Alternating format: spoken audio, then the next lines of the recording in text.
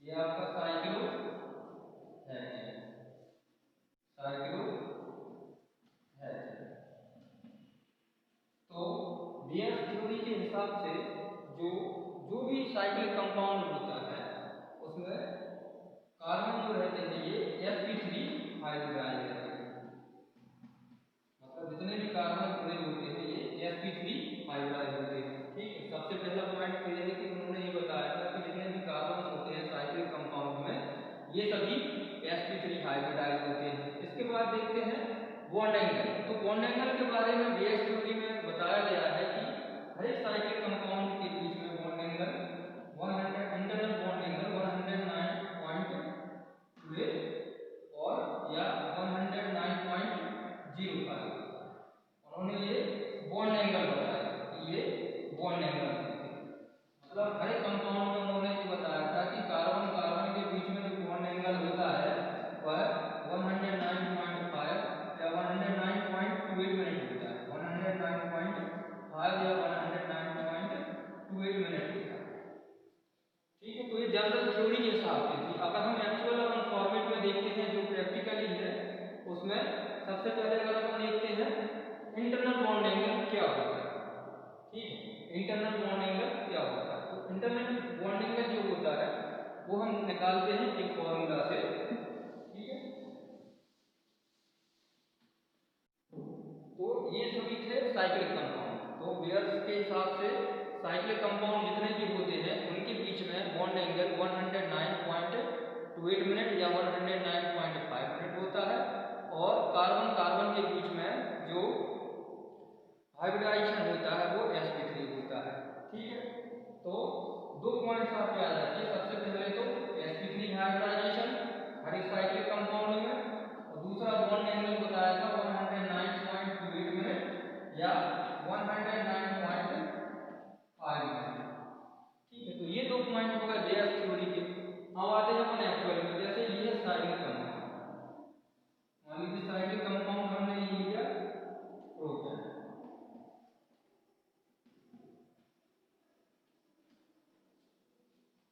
ठीक है, प्रोपेन में अगर हम देखते हैं इसका इंटरनल बॉन्ड एंगल, सबसे पहले हम एक फॉर्मूला अप्लाई करते हैं 180 minus 360 upon n, 180 minus 360 upon n। तो इसमें देखते हैं इंटरनल बॉन्ड एंगल, ये कहलाता है इंटरनल बॉन्ड एंगल। तो 180 माइनस 360 अपॉन n फॉर 3। ठीक है, तो स्क्वायर 180 माइनस 120 स्क्वायर 60। ये आ गया बॉन्ड एंगल साइक्लिक प्रोपेन के लिए, साइक्लोप्रोपेन के लिए कितना आ गया 60 डिग्री। अब हम क्या करते हैं, एक और इसमें फॉर्मूला होता है बॉन्ड एंगल के लिए। ठीक है, एक तो ये फॉर्मूला हो गया 180 माइनस 360 अपॉन n। ठीक है, और दूसरा फॉर्मूला होता है बॉन्ड एंगल के लिए 180 into n minus 2 upon n। ठीक है, यहाँ n क्या होता है, number of sides of polygon. तो number of sides of polygon, तो ट्राइंगल के लिए हम निकालते हैं 180 into n equal to 3 minus 2 upon 3।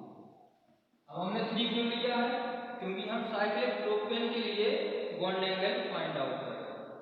तो ये हो जाएगा 180 इंटू 3 माइनस 2 क्या हो जाएगा 1 अपॉन 3 इक्वल टू 3 का multiple 180 multiple 1 equal to 180 divided by 3 equal to 60 degree. ठीक है, तो ये था साइक्लिक प्रोपेन के लिए। अब हम देखते हैं साइक्लिक ब्यूटेन के लिए। ठीक है, साइक्लिक ब्यूटेन किस तरह से हम निकालते हैं। सबसे पहले आपको बॉन्ड एंगल एक्सप्लेन करना है। ठीक है, साइक्लिक ब्यूटेन के लिए जैसे ये है साइक्लिक ब्यूटेन। ठीक है, अब नंबर ऑफ साइड्स कितनी होंगी इसमें 1 2 3 4 साइड हो गई, 4 साइड हो गई इसमें। ठीक है, तो बॉन्ड एंगल का फॉर्मूला क्या हम लगाते हैं 1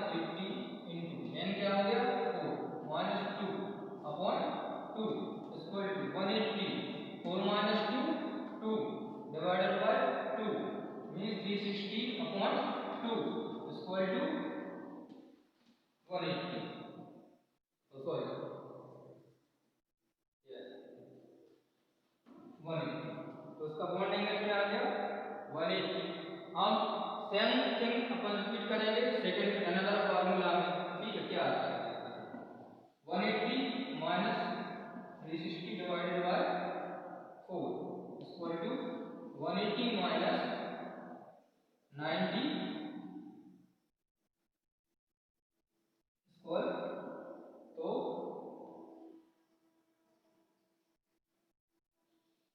180 में से 90 को रिडक्स करेंगे, ठीक है, इक्वल टू 9, ठीक है। तो ये था आपका इंटरनल बॉन्ड एंगल, और ये था बॉन्ड एंगल, ठीक है। तो इंटरनल बॉन्ड एंगल कितना आ जाएगा आपका 90 डिग्री, ये कितना आ जाएगा यहाँ पे 90 डिग्री, ठीक है। तो जनरली इन टू फॉर्मूला में से ये फॉर्मूला ज्यादा ट्रस्टेबल है, क्योंकि इसमें एग्जैक्ट इंटरनल बॉन्ड एंगल अपन को पता लगा है, ठीक है। तो अब लेते हैं हम दूसरा कंपोनेंट यहाँ पर,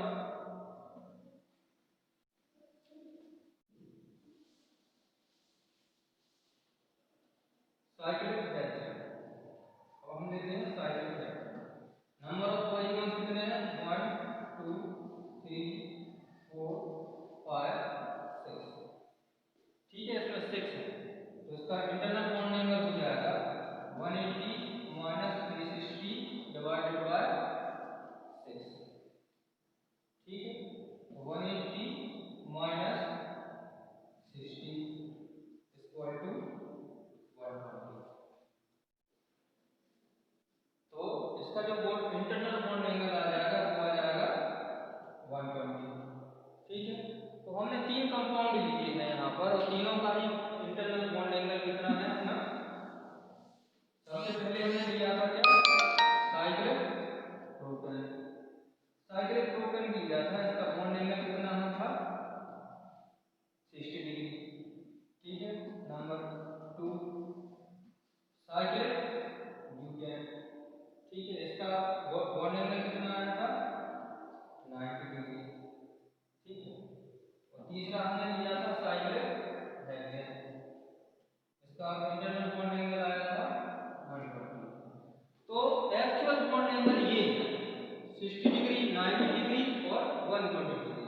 ये हमने कैसे निकाले, ये हमने निकाले हैं फॉर्मूला अप्लाई किया है हमने 180 180 minus 360 divided bye n, that's all. 180 minus 360 upon n। आपको कुछ नहीं करना है, सीधा जैसे ये 180 है तो 180 लिख दिया, माइनस 360 है फॉर्मूला में, अब n की संख्या चेंज होती जाएगी। जैसे साइक्लोप्रोपेन में 1 2 3 है, तो यहाँ पे हम 3 लिख देंगे, सब्ट्रैक्शन डिवीजन होगा, फॉर्मूला हो जाएगा अपना, बॉन्ड एंगल निकल आएगा। इसके बाद 90 सॉरी इसके बाद देखते हैं साइक्लोब्यूटेन में कितने हैं 1 2 3 4, तो यहाँ हमने 4 लिख दिया, फॉर्मूला अप्लाई कर दिया, ठीक है। हेक्सागोन में देखते हैं 1 2 3 4 5 6, इसमें 6 है, यहाँ 6 लिख दिया और सीधा आपका फॉर्मूला क्लियर हो जाएगा, ठीक है। तो ये सारे एक्चुअल एंगल है, ठीक है। तो फर्स्ट पॉइंट में आपको ड्राफ्ट रखना है कि ये सभी एक्चुअल बॉन्ड एंगल इतने थे 60 डिग्री 90 डिग्री और 120 डिग्री, ये सभी क्या थे इंटरनल बॉन्ड एंगल, ये सभी क्या थे इंटरनल बॉन्ड एंगल, ठीक है। और एक्चुअल बॉन्ड एंगल के लिए हम फॉर्मूला अप्लाई करते हैं, जो बॉन्ड एंगल जनरली होता है 180 into n-2 divided by n, ठीक है। अब जैसे यहाँ पर 180 इंटू, अब n क्या है, जैसे हम साइक्लोप्रोपेन के लिए बॉन्ड एंगल निकाल रहे हैं, तो 180 माइनस n की जगह क्या लिख देंगे 3 minus 2 divided by 3 square, 180 into 3 minus 2 1 divided by 3 equal to 60 degree, ठीक है। तो ये साइक्लोप्रोपेन के लिए बॉन्ड एंगल फाइंड आउट कर दिया। अब सेम फॉर्मूला अप्लाई करेंगे किसके लिए साइक्लोब्यूटेन के लिए। तो 180 into 4 minus 2 divided by 4 is equal to 180 into 4 minus 2 divided by 4, 2 1 जा 2, 2 2 जा 4, 290, ये आ जाएगा 90 डिग्री। ठीक है, तो दोनों फॉर्मूला आप अप्लाई कर सकते हो, किसी भी फॉर्मूला से बॉन्ड एंगल को हम फाइंड आउट कर सकते हैं, दैट्स ऑल। ठीक है, तो ये थी एक्चुअल बॉन्ड एंगल। अब हमारे जो बेयर साहब थे, मतलब बेयर, तो इन्होंने ये बताया था कि जो भी साइक्लिक कंपाउंड होते हैं उनके बीच में एंगल 109.28 मिनट या 109.5 मिनट, ये बेयर थ्योरी है। बेयर थ्योरी ने ये बताया था कि किसी भी साइक्लिक कंपाउंड के बीच में ये इतना स्ट्रेन होता है। ठीक है, तो अब हम एप्लाइड करते हैं ये बॉन्ड एंगल्स एक्चुअल बेयर्स के साथ। ठीक है, तो जैसे हम आते हैं बेयर्स में, बेयर्स थ्योरी, ये हमने ये साइक्लिक कंपाउंड,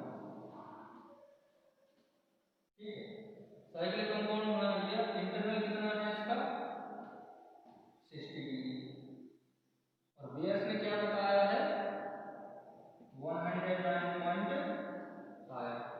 ठीक है, तो इन दोनों के बीच का जो डिफरेंस होता है उसमें हम एक फॉर्मूला अप्लाई करते हैं,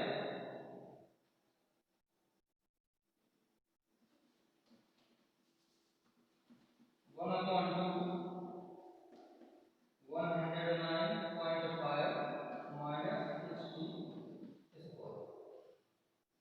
मतलब एक्चुअल एंगल को, सॉरी बेयर स्ट्रेन एंगल को, बेयर एंगल को हटा देते हैं एक्चुअल एंगल से।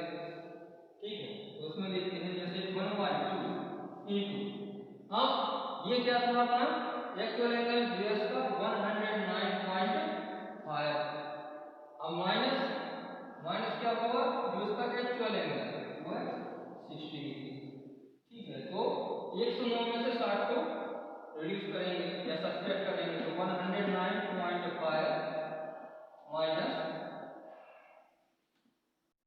60.0। ओके,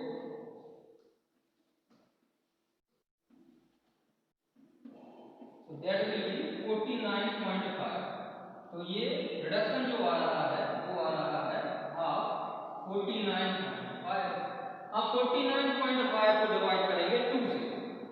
ठीक है, मतलब 49.5, और आगे लिख लेते हैं इसको 49.5 डिवाइडेड बाय 2। अब 2 का भाग हम इसमें देंगे, तो 2 जा 4, 2 4 जा 8। ठीक है, और 2 जा 4 और 2 5 जा 10। अब जो इसकी एंगल स्ट्रेन निकली है वो निकली है 24.25 या 24.25। तो मतलब जो ये स्ट्रेन हो रहा है, ये जो स्ट्रेन हो रहा है ये 24.5। ठीक है, तो ये इसका एंगल स्ट्रेन कहलाएगा। ठीक है, अगर हम टेबल वाइज इसका एक बार फिर स्टडी करते हैं,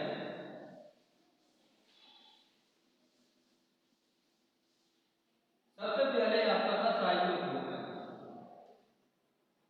ठीक है, इसका एंगल स्ट्रेन फाइंड आउट करेंगे, तो इसका एक्चुअल एंगल होता है 60 डिग्री और बेयर एंगल कितना होता है 109.5 स्क्वायर। फॉर्मूला में हम इसको रखेंगे 1/2 109.5 माइनस 60 डिग्री स्क्वायर, तो 1/2 इसका आया था अपना 49.5। 109 में से 60 को हटाएंगे तो 49.5। ठीक है, तो 49.5 डिवाइडेड बाय 2 इक्वल टू 24.44। ठीक है, 44 या 45 नियर अबाउट आ जाता है। ठीक है, तो ये इसका बॉन्ड एंगल हो गया, ये एंगल स्ट्रेन हो गया। ठीक है, एंगल स्ट्रेन क्या होता है एक्चुअल में, एंगल स्ट्रेन समझ लीजिए एंगल स्ट्रेन। अब एंगल स्ट्रेन क्या होता है, जैसे ये है आपका 60। ठीक है, अब बीएस ने क्या बताया था 109 कैलकुलेशन के बाद इसका एंगल स्ट्रेन आया है 24.5। इसका एंगल स्ट्रेन कितना आया है 24.5। अब आते हैं हम साइक्लोब्यूटेन पे। ठीक है, ये था साइक्लोप्रोपेन। तो साइक्लोप्रोपेन का कितना हमने फाइंड आउट कर लिया है 24.5 और साइक्लोप्रोपेन। ठीक है, अब आते हैं साइक्लोब्यूटेन पर।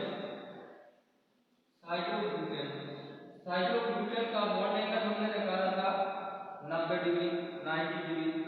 फॉर्मूला में अप्लाई करते हैं तो 1/2 into 109.5 minus 90 डिग्री। अब ये किसके लिए है साइक्लिक ब्यूटेन के लिए।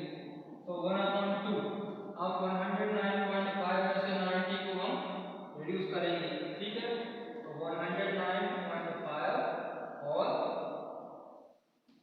90.00। ठीक है,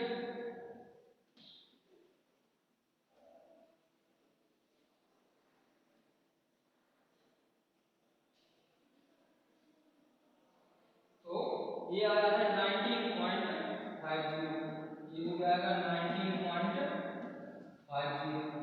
ठीक है, तो 19.50 डिवाइडेड बाय 2। ठीक है,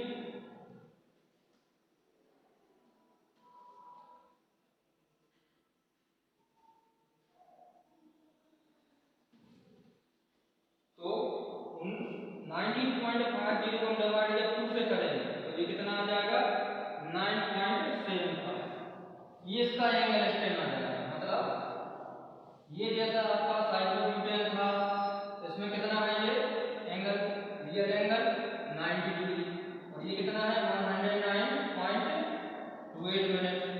ठीक है, अब इसमें स्ट्रेन आया है कितना 9.75।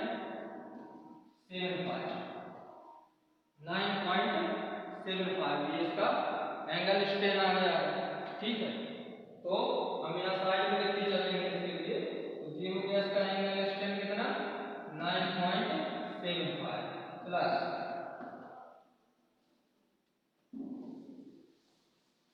तो ये था साइक्लोब्यूटेन के लिए एंगल स्ट्रेन। अब देखते हैं एंगल स्ट्रेन फॉर हेक्सागोन या हेक्सेन कंपाउंड के लिए। ठीक है, तो सबसे पहले इसका एक्चुअल एंगल हम फाइंड आउट करेंगे। एक्चुअल एंगल किस तरह से फाइंड आउट करते हैं 180 180 into n मतलब 6 - 2 divided bye 6 means 180 into upon 6 तो 30 into 4 इक्वल टू 1। ठीक है, ये इसका एक्चुअल एंगल आ गया। ठीक है, एक्चुअल एंगल कितना आ गया इसका 1। अब हम आगे फॉर्मूला को दूसरा फॉर्मूला पुटअप करेंगे इसका और बियर का क्या था 109.5। तो फॉर्मूला अप्लाई करेंगे 1/2 into 109.5 minus 120। ओके, तो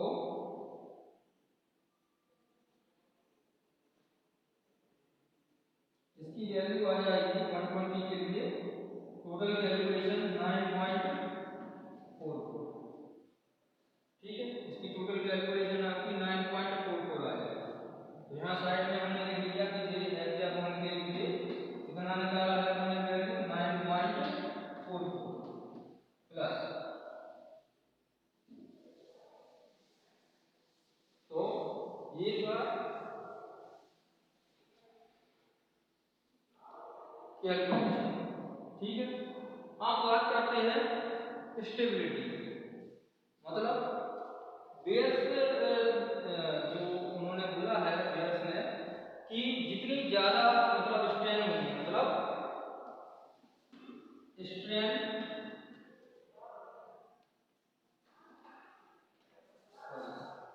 स्टेबिलिटी इनवर्सली प्रोपोर्शनल टू 1/स्ट्रेन।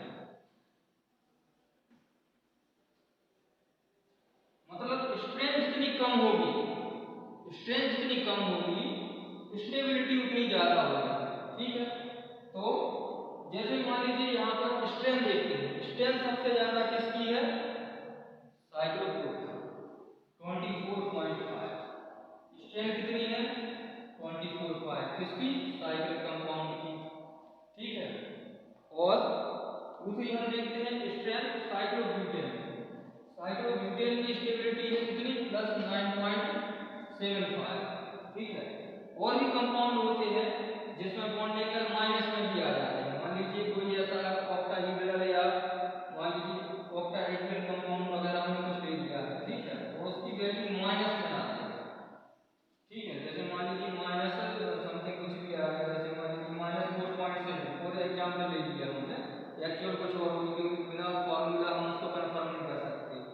तो जैसे इसकी है कितनी, साइक्लोप्रोपेन की 24.5, साइक्लोब्यूटेन की 9.75, तो इसमें मोस्ट स्टेबल जो कंपाउंड रहेगा वो रहेगा cyclobutane according to Baeyer theory.